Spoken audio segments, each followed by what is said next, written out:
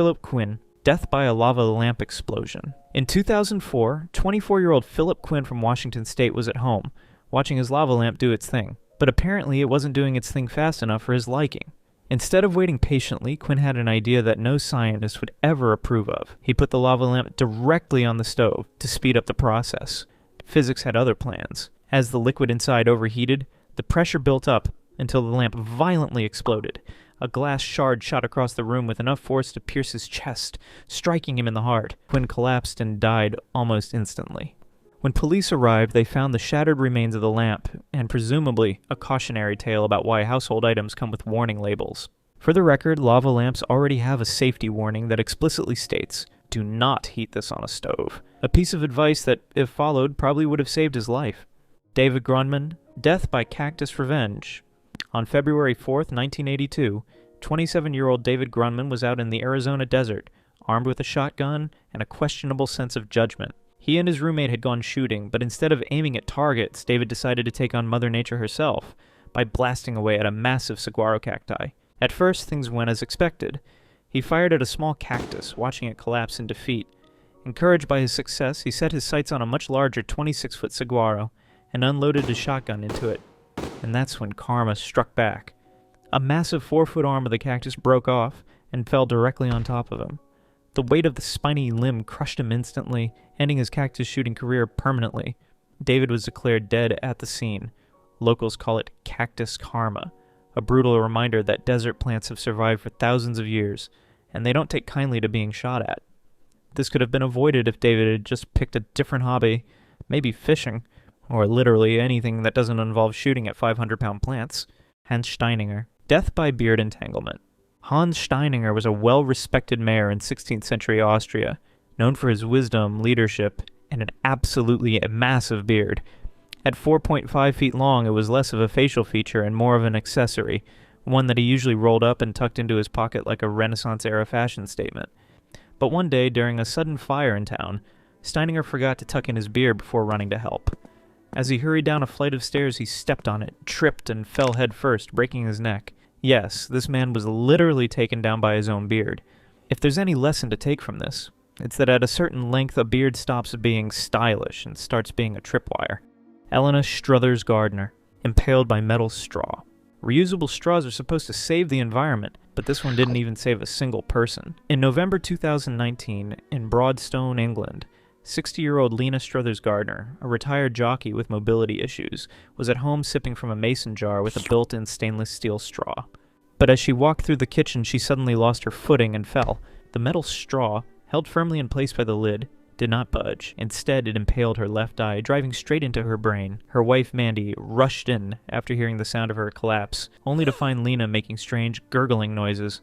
Emergency responders rushed her to the hospital, but the injury was too severe, and she passed away the next day. Doctors later noted that if the straw hadn't been held rigidly in place by the lid, it might have moved or bent upon impact. But because it was locked in, it turned into a miniature javelin waiting for an unfortunate victim. This tragedy sparked safety discussions around metal straws, because as it turns out, sharp, movable metal spikes near your face can in fact be dangerous. Who could have seen that coming? Jennifer Strange, overdosing on water.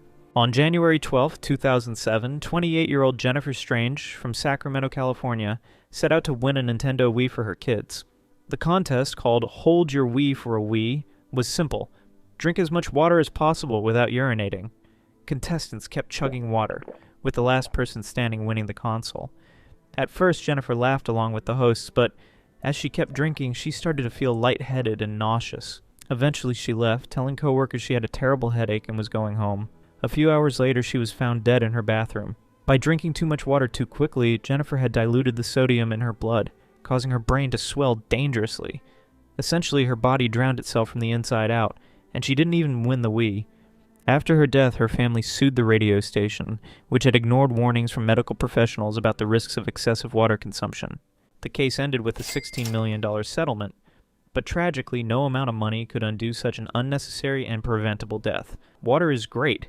Just don't drink it like it's a competition. Jimmy Heselden, death by Segway cliff dive. In 2010, British millionaire Jimmy Heselden, the owner of the Segway company, set out to test a new all-terrain version of his product on his private estate. With plenty of open land to explore, it seemed like the perfect place for a smooth ride, except for one poorly placed cliff. While navigating the terrain, Hazelden somehow lost control near the edge, veered off the path, and tragically plunged 42 feet into a river below. Rescue teams arrived, but it was too late. The man who owned the Segway company had been defeated by the very thing he sold. This death could have been avoided by not testing a self-balancing scooter near the edge of a literal cliff, or maybe by installing guardrails or just walking. Dr. Jacqueline Kotarek, Suffocation in Chimney. In August 2010, Dr. Jacqueline Kotarek, a 49-year-old physician from California, made a decision that can only be described as bold, ill-advised, and tragically final. She was in a turbulent relationship with a man named William Moody. One evening after an argument, Moody refused to see her, so she took matters into her own hands. First, she tried to break into his house with a shovel, which, unsurprisingly, didn't work. Then, instead of calling it a night and reconsidering her approach, she climbed onto the roof, removed the chimney cover, and decided to enter Santa style. Only one problem: chimneys aren't designed for human travel. She slid in feet first, expecting to land safely inside, but she got stuck. Badly. When she didn't show up for work the next day, colleagues reported her missing. 3 days later, a house sitter noticed a strange smell coming from the fireplace. Firefighters spent 5 hours breaking apart the chimney to reach her. She had been trapped just 2 feet above the opening. The autopsy revealed that she had suffocated due to the extreme pressure on her chest, which made it impossible for her lungs to expand. Moody later expressed deep sadness over the tragic accident, calling it a horrendously bad decision that cost her life. This entire situation could have been avoided by simply walking away, or at the very least, choosing a break-in method that didn't involve entering a narrow stone tunnel. Vladimir Likonos. Death by exploding chewing gum. In December 2009, 25-year-old Vladimir Likonos, a chemistry student from Ukraine, was doing what a lot of students do: chewing gum while studying. But unlike most people, he had a habit of dipping his gum in citric acid to make it extra sour. On this particular day, Vladimir grabbed a small white powder from his desk, dipped his gum, popped it in his mouth, and started chewing. Only it wasn't citric acid. It was a highly explosive chemical compound he had been working with in his lab. Within seconds, the gum detonated inside his mouth.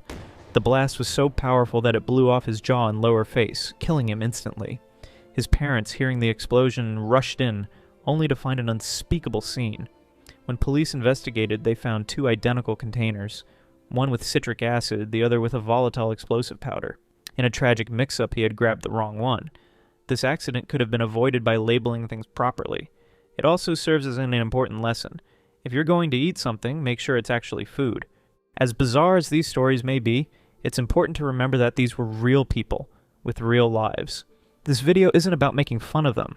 It's a reminder of how even the smallest decisions can have deadly consequences. So let's respect the dead, learn from their mistakes, and maybe, just maybe, think twice before making any life choices that could end up in a video like this.